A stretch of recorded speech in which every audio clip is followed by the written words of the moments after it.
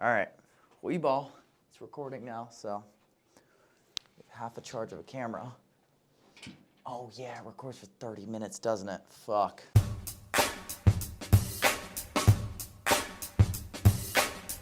George Washington, generally known as the creator of America, founded the nation on anti-interventionism, and his perspective is often either ignored or even suppressed. We often hold the values of the Constitution so dearly about what it represents, but I think rather we should learn from our founding fathers and the way they spoke rather than just the piece of paper itself, which is limited in words and perspectives. And I think by doing that, we have a much better understanding of what the Constitution actually meant, rather than the face value of just a piece of paper with writing on it. With that being said, I specifically wanted to cite George Washington's farewell address, which these values, though not written down as law, it is very important to learn from, and it does relate to a lot of our problems today.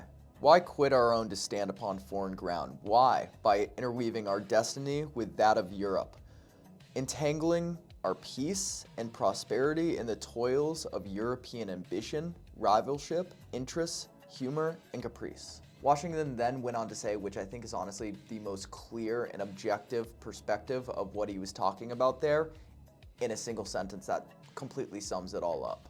It is our policy to steer clear of permanent alliances with any portion of the foreign world.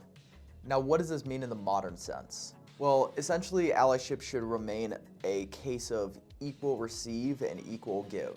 Unfortunately, it is hard to do that when there is an imbalance of power, so does that mean that we shouldn't ally with weaker nations? No.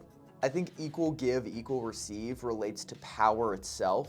But what is power? I mean, is it military? Is it money? It's very hard to quantify. Power, in my eyes, is as simple as ability to influence. Now, the US does have the most power through that lens, so unfortunately, it does mean that the US will innately have more give than receive from an objective value standpoint. But the question really is not what the United States gives, because the United States gives a lot. It's more or less what the Allies give to the United States that I wanted to talk about specifically today.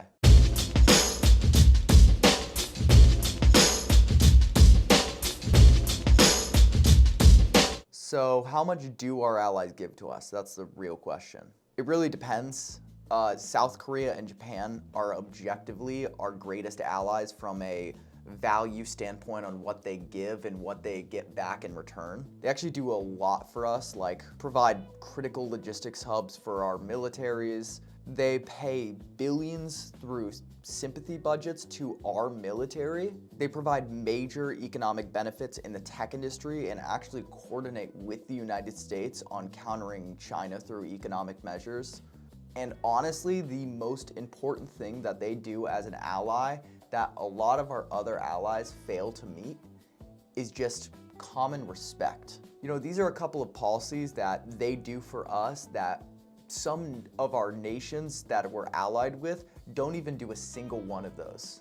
So the question is why? The problem is a majority of our allies are treating us almost as a welfare state for them. In NATO specifically, every nation that's in there is supposed to use all of their militaries to defend one another as some conglomerate coalition of peace. It's generally supposed to act as a deterrence that triggers a world war if they attack one of the states, which no nation would really ever want to do. And its original use was mainly specifically against the USSR, but now the USSR is gone and it still remains. And I'm not saying that's a bad thing either. I think the concept is a wonderful idea of securing peace on paper, but specifically on paper, is it being used as its original intent? The answer isn't simple as a yes or no. NATO really hasn't been tested to that limit yet. But with that being said, NATO in its current form is a deterrence for every single nation in NATO besides the United States. The reason being is because NATO is the United States. NATO is nothing without the United States. If you withdraw the United States, NATO's nothing more than a paper tiger. That's because very few NATO members, besides the exceptions of countries like Poland, spend very little on defense budgeting and then rely purely on Article 5 to come bail them out and the United States military to come and defend them. And that's the crux of the problem. NATO once was an accumulative powerhouse that would crush any nation.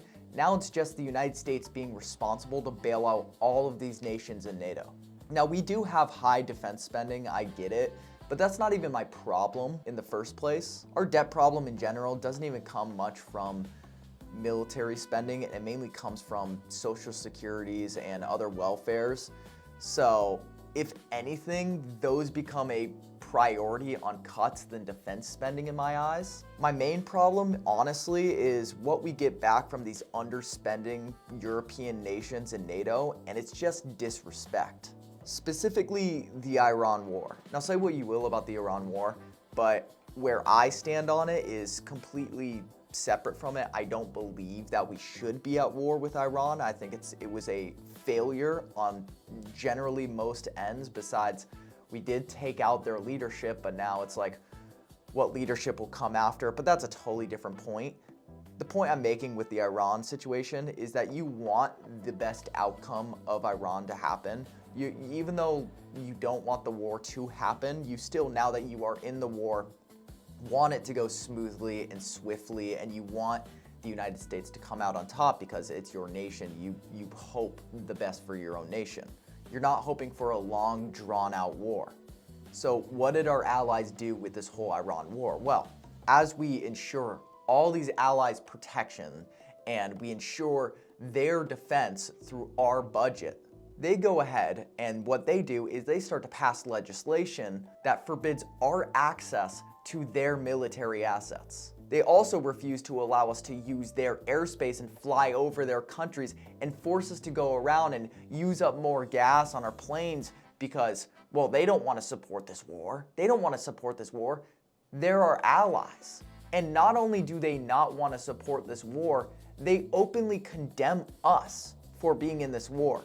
That's not their position to make. That's the position of the American citizens, the voter base to make, not the allies that we're ensuring your military. It's like, I'm sorry, but fuck that. These NATO allies need to either A, pick up their military slack, or B, know their fucking place.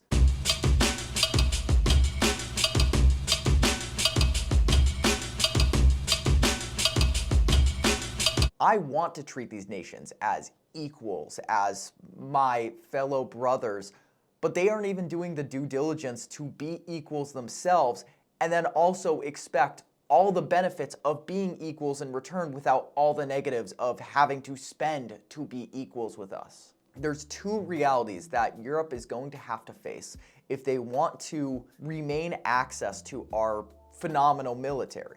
Either A, they're gonna have to pay for their own military. They're gonna have to pay a larger sum of their GDP, a substantial sum of their GDP, and not just the bare minimum, but go beyond that.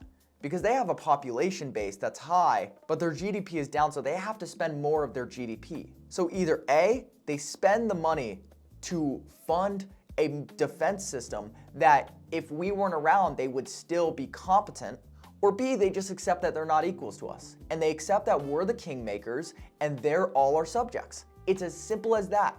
Otherwise, they should not have access to our military.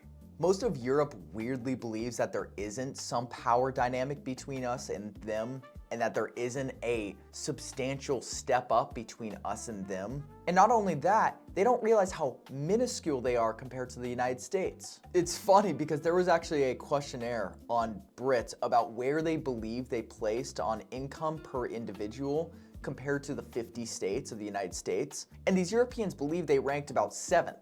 They were like, oh yeah, 7th is where we rank. They did not rank 7th. They ranked 51st. All 50 of our states of income per person is higher than Britain. You're telling me they are lower than Mississippi on income per person. They also just got passed on market cap by Taiwan. There's like almost an ego thing with all of these European nations that have these social amenities and these free health cares and whatnot, that they don't even just believe that they're equal to us, but weirdly enough, they believe that they can look down on us as if we're somehow worse than them. When in reality, if they had to pay for a competent defense on their military spending, they would not be able to afford free healthcare. The only reason they have free healthcare is because of our defensive insurance. We're essentially subsidizing their free healthcare. And that leads you to the question, why are we covering their military tab when we don't have free healthcare and they do? Even coming from the most conservative position that free healthcare doesn't work, I'd rather be spending a system that doesn't work for Americans than be essentially spending it for another nation.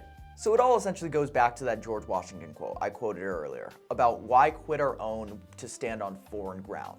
Another thing I should point out is that I'm not even completely anti-interventionist either.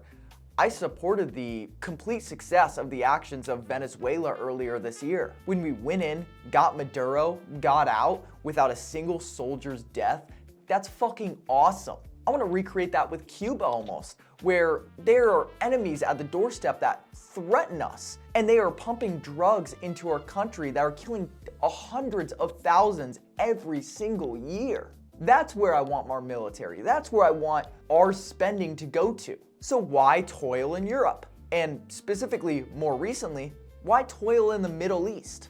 I essentially believe in American exceptionalism, where if we help the Americans in the quality of life here, it's going to essentially help the rest of the world that's dependent on us. The fact that one of our neighbors, our bordering neighbor, had the highest cartel political assassinations of their entire country's history in their last election cycle, and they're our bordering neighbor, is astounding. And that's a problem that needs to be fixed, not foreign nations that are across the sea. Instead of focusing on what benefits countries like Israel and other Middle Eastern countries and Europe and Ukraine and different nations that we have no connections to, it's time to start focusing and improving America. And we should also be focused on what benefits the Americas, because that directly affects us, to our day-to-day, to the people we interact with. Why focus on these countries that can't even reach a fourth of the way to us with their missiles? I believe in a globalism that's led by an American empire. I don't believe in a globalism that's led by corporate interests and other nations' interests. I believe in a globalism that's centralized around the Americas and America, and not the Middle East and Europe. I reject the current traditions of neoconservative-based globalism, and I embrace the populism-based globalism.